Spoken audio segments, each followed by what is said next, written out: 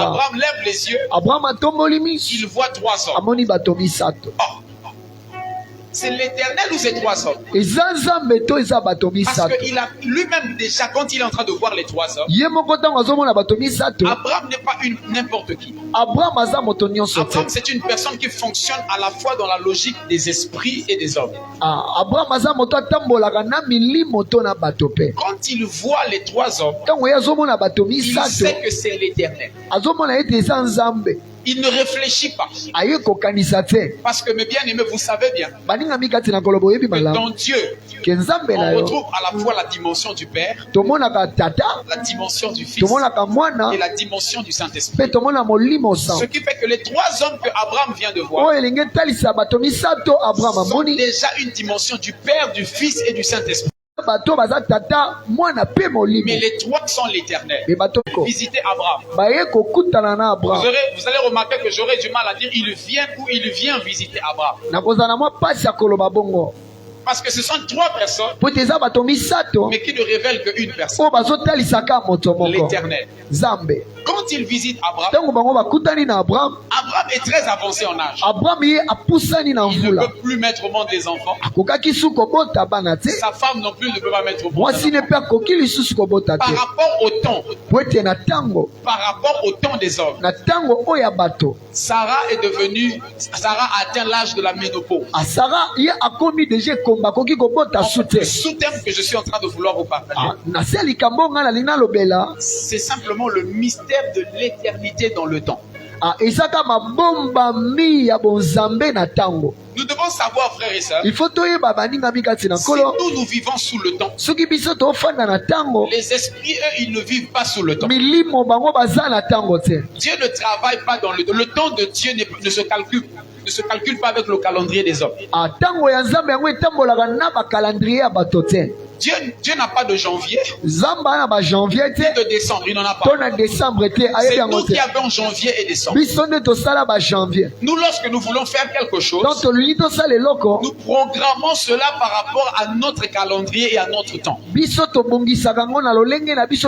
quand Dieu veut faire quelque chose, il ne se limite pas dans notre calendrier. Et ça, c'est important à chacun de nous de le savoir. Dieu ne travaille jamais dans notre calendrier. Dieu peut te dire qu'il va faire quelque chose l'année prochaine. Mais fais attention, ne calcule pas ça avec ton calendrier à toi. Parce que l'année prochaine de Dieu peut être aujourd'hui. Est-ce que je peux parler à quelqu'un? Écoute-moi très bien. Les 3 hommes sont devant lui. Il y a bel et bien 3 hommes. Ils sont en train de parler. Je ne sais pas si vous avez vu quelque part où Abraham a demandé à Dieu un enfant. Quelqu'un a vu? Il n'a pas vu. Mais qu'est-ce que Abraham a fait? Il a simplement reçu l'Éternel. Il a simplement reçu Dieu. Il a fait de la place à Dieu. Il a reçu Dieu. Je suis déjà en train de dire à quelqu'un, lorsque tu as reçu Dieu, même lorsque tu ne lui as pas donné ton sujet de prière, juste le fait d'avoir véritablement reçu Dieu peut déjà déclencher le solutionnement de tes problèmes à toi. Sans avoir adressé à Dieu un sujet. Tu le reçois seulement. Lui-même, il va te donner la solution du problème que tu n'as pas mentionné. Parce que dans le cas d'Abraham, il n'y avait même plus d'espoir. Donc même s'il devait donner le sujet, ça ne serait jamais ce sujet-là. Parce qu'il ne s'attendait plus à ça. Je suis en train de dire à quelqu'un une chose. Dieu a les réponses des questions que tu n'espères même plus lui poser. Il peut venir dans ta vie et il te donne directement une réponse de la question que tu avais avant. Mais tu n'as pas pu poser parce que tu pensais que le temps était déjà passé. Donc Dans la dimension de Dieu, le temps n'est jamais passé. Écoutez-moi. Dieu ne connaît pas de passé, de présent ou de futur. Est-ce que je peux bien t'expliquer ça? Il y a un homme qui a parlé à Jésus. Quand il discutait avec Jésus, alors Jésus va lui parler et employer le langage du ciel. Écoutez ce que Jésus va dire. Avant que Abraham ne fût, je suis.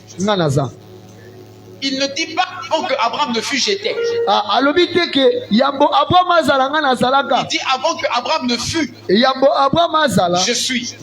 Qu'est-ce que ça veut dire? Ça veut dire que votre passé est un présent pour moi. Au moment où vous pensez que c'est déjà passé, moi j'existe à la fois dans le passé, dans le présent et dans le futur. Regardez comment ça se passe. Nous fonctionnons sur la dimension d'une barre qui est horizontale comme ça. Notre temps se calcule sur une barre horizontale. Ça s'appelle le temps. Et le temps de Dieu, c'est une barre verticale. Quand je vous parle du mystère de l'éternité dans le temps, l'éternité c'est comme un peu le temps de Dieu. Ça comme ça. Et le temps, c'est notre temps à nous. Parler du mystère de l'éternité dans le temps, c'est simplement vous dire ceci. On a pris une barre qui était horizontale, qui était notre temps. On a inclus le temps de Dieu dans notre temps. Ça vous forme quoi? Ça vous forme quoi? Ça vous forme la croix, non? Quand le temps de Dieu rentre dans notre temps, ça s'appelle la croix. C'est comme ça que lorsque la croix est fixée, le temps carrément s'est remis à zéro. C'est à partir de la croix que le temps des hommes s'est revu à zéro. Tout ce qui existe avant la croix. Lorsqu'on calcule le temps chez eux, on dit toujours 3000 ans avant Jésus. Nous sommes en l'an 2023. J'ai un problème avec le temps parce que souvent je fais des tours dans l'éternité. Amen. Aïe. C'est fort. Et donc ce qui fait que lui, quand il inclut l'éternité dans le temps, il met carrément les choses spirituelles, les choses de Dieu carrément dans les histoires des hommes. Je t'emmène quelque part. Avant que Abraham ne fût, je suis. C'est-à-dire, vous fonctionnez avec une barre comme ça. Mais moi, je fonctionne avec une barre comme ça. Alors, je suis au sommet ici. Quand je regarde votre passé, je regarde ça maintenant. Je suis en train de voir votre passé au présent. Quand je regarde votre présent, je vois ça aussi au présent. Quand je regarde votre futur, je vois ça aussi au présent. Ça veut dire que j'ai la capacité, même dans le présent, de modifier votre passé et de vous faire subir les conséquences d'un passé différent dans votre futur. Est-ce que je parle à quelqu'un? Quand Dieu rentre dans notre temps, il bouleverse notre temps, il inclut les valeurs de l'éternité. C'est comme ça qu'il arrive chez Abraham. Quand il arrive chez Abraham, il trouve un homme qui est déjà avancé en âge, qui ne peut plus mettre au monde. Il trouve aussi une femme qui est déjà avancée en âge, qui ne peut plus mettre au monde. Déjà, elle était stérile. En plus, elle a atteint la ménopause. Ça fait deux problèmes et ça complique la situation. Mais j'aime le Dieu que nous servons. Il est le Dieu des cas compliqués. Dieu n'aime pas la facilité. Il aime lorsque la chose devient compliquée. C'est lorsqu'il rentre dans l'affaire pour qu'on sache que ça, ce n'est pas un homme, c'est le doigt de Dieu. Frères et sœurs, je suis étonné de l'histoire qui se passe. Ils sont trois là-bas. Je sais une chose. S'ils sont trois, ils forment l'Éternel. Ça veut dire que l'un c'est le Père, l'autre c'est le Fils, et l'autre c'est le Saint-Esprit. Est-ce que je parle à quelqu'un? Oh, vous savez une chose. Lorsqu'on parle du Père, du Fils et du Saint-Esprit, parmi les trois, il y a un seul qui s'appelle la parole. Est-ce que je parle à quelqu'un? Je t'ouvre un mystère. Il y a un seul qui s'appelle la parole. Ce n'est pas le Père qui s'appelle la parole. Ce n'est pas le Saint-Esprit qui s'appelle la parole. Mais c'est le Fils qui s'appelle la parole. Est-ce que je parle à quelqu'un? C'est le Fils qui s'appelle la parole. Retiens bien ce que je viens de dire. C'est le Fils qui s'appelle la parole. Alors les trois ils parlent. Mais je suis étonné de voir, quand Abraham a parlé, l'un d'entre eux prit la parole. Ce n'est pas le Père qui peut prendre la parole. Ce n'est pas le Saint-Esprit qui prend la parole. C'est donc le Fils qui a pris la parole. Mais écoutez ce qu'il va dire. Il va dire, où est ta femme? Non, elle est dans la tente. Maintenant, je t'annonce une nouvelle. Celui qui parle, c'est qui? Rappelez-moi. C'est le Fils. Il dit, écoute, l'année prochaine, la même époque, je reviendrai. Il n'a pas dit nous reviendrons. Il dit je reviendrai. Et Sarah, ta femme, aura un fils. Qui a parlé? Qui a parlé? Il a dit que ta femme aura. Alors, ce qui est étonnant, les trois sont partis. Quand les trois partent, ils sont partis quelque part, dans un lieu qu'on appelle Sodome et Gomorrhe. Mais je suis étonné de voir que quand les trois sont partis, il n'y a que deux qui sont partis. Un a disparu. Celui qui a disparu là, c'est qui au fait? Je vous dis. Comment je vais savoir celui qui a disparu? C'est par rapport à ce qui va se passer à Sodome et Gomorrhe. Vous savez mes frères, le Fils s'appelle aussi le Sauveur. Je parle à quelqu'un. Le Fils s'appelle aussi le Sauveur. Si le Fils était arrivé à Sodome et Gomorrhe, on n'aurait jamais détruit Sodome et Gomorrhe. Parce que le Fils est le Sauveur de Sodome et Gomorrhe. Le problème de Sodome et Gomorrhe, c'est que le Fils avait fait une promesse là-bas qu'il devait revenir. Les deux sont partis. Arrivés à Sodome et Gomorrhe, le Père et le Saint-Esprit ont détruit. Et Sarah a eu un fils. Est-ce que je parle à quelqu'un? Comment j'ai su que c'est lui le fils qui était rentré dans le ventre de Sarah? C'est qu'un jour, le père Abraham là, Dieu lui dit va à Morisha. Tu vas m'offrir ton fils, ton unique.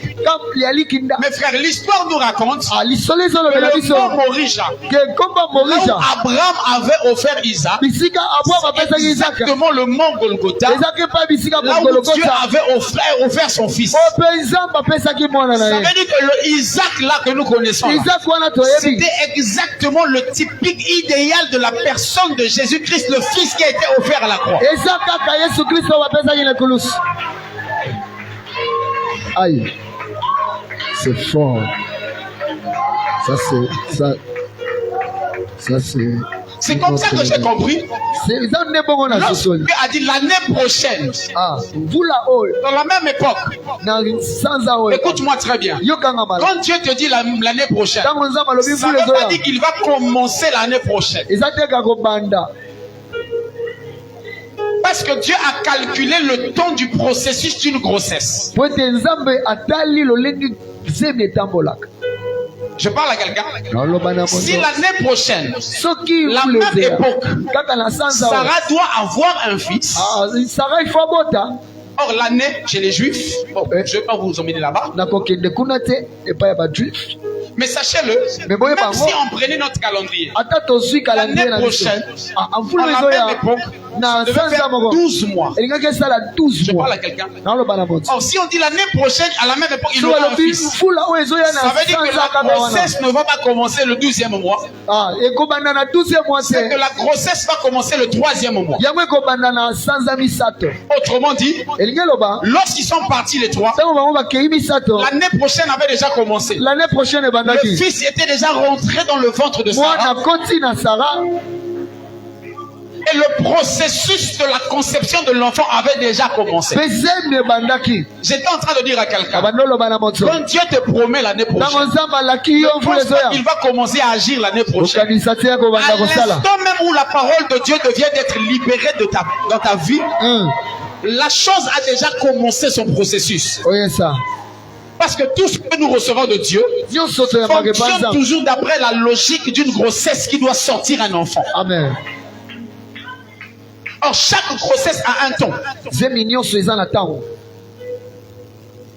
Mes frères, je vous parle de Sarah. Mais comment se fait-il que Sarah était stérile et quand même tombée enceinte? Je vais t'expliquer ça. Je peux t'expliquer ça. Je t'explique comment ça se passe.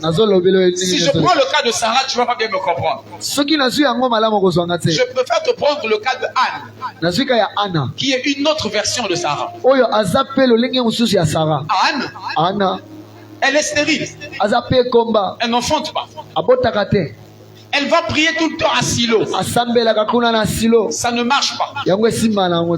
Mais il arrive un jour où Anne arrive à Silo. Elle est en train de prier comme jamais elle n'avait prié.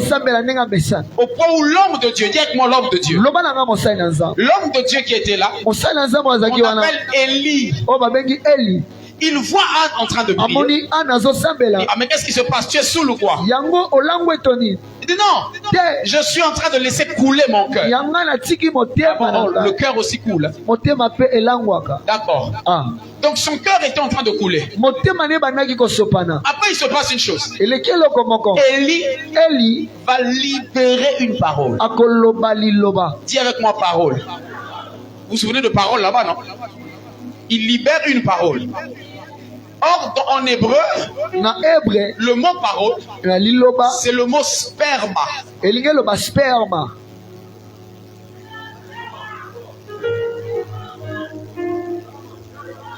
Quand Élie libère la parole, il venait de libérer le sperma. Je suis étonné de voir que tout de suite Anne a arrêté de prier. Elle a cessé de jeûner. Elle est partie se parfumer. Anne, j'ai un problème avec toi. Qu'est-ce qui s'est passé? Tu es tombée enceinte? Non, j'ai reçu un sperma. Écoutez, si la sémence d'un homme ne peut pas féconder la stérile, le sperma, la semence de Dieu, peut féconder même une terre fertile. J'étais en train de parler à quelqu'un. C'est comme ça que je comprends que lorsque Élie avait libéré la sémence, finalement Anne était déjà tombée enceinte. Lorsque Anne est repartie à la maison, après son contact avec son mari Elkana, la semence de son mari a simplement été fortifiée par la semence de Élie. Je peux comprendre le véritable père de Samuel. Comment j'ai reconnu le véritable père de Samuel? Parce que lorsque Samuel est né, Anne a pris l'enfant et est allé déposer l'enfant chez son père Élie.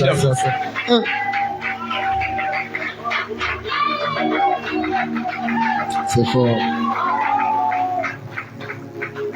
Est-ce que je suis en train de parler à quelqu'un? Ça veut simplement dire que le fait que Sarah était incapable de mettre au monde, lorsque la parole avait été libérée, simplement pour dire l'année prochaine, elle venait déjà de tomber enceinte, parce que cette parole était le sperma de Dieu, qui est capable de faire enfanter même la biche.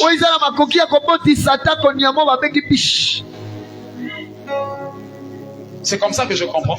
Tant qu'on est dans la parole abondante, on est donc dans le sperma abondant. Il est impossible que dans cette maison il y ait des stériles.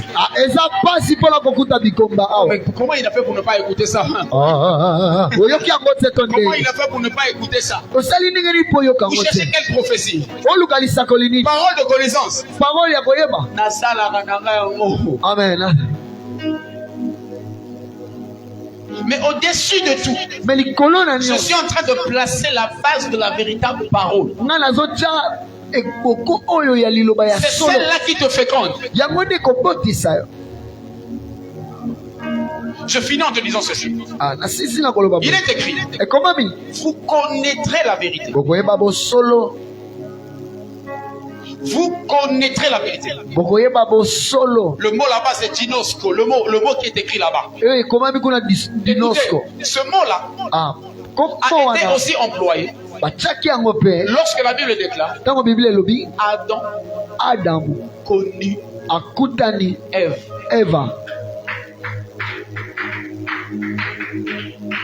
Et la Bible dit elle conçut et enfanta. Adam connu Ève. Vous voyez comment ça le complique?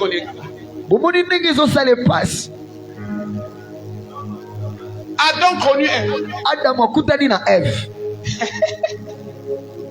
Et pourtant ce serait simple. Adam a eu des relations sexuelles avec elle.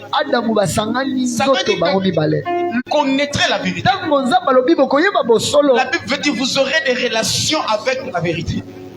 Or la vérité est une semence. Ça veut dire que vous ne raterez pas de tomber enceinte. Le seul problème, c'est pas une semence libérée. Que vous allez forcément, parce qu'une semence libérée peut rencontrer une période de stérilité.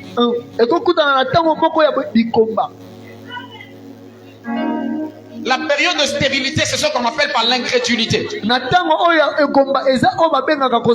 rencontre pas la foi. Même Dieu devient incapable de te féconder.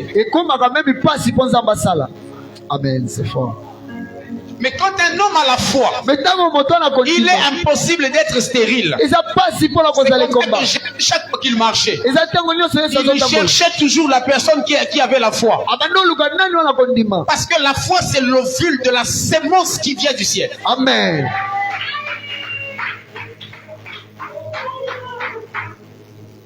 Je parle à quelqu'un. Bon, maintenant que tu as écouté tout ça, tu peux juste te lever.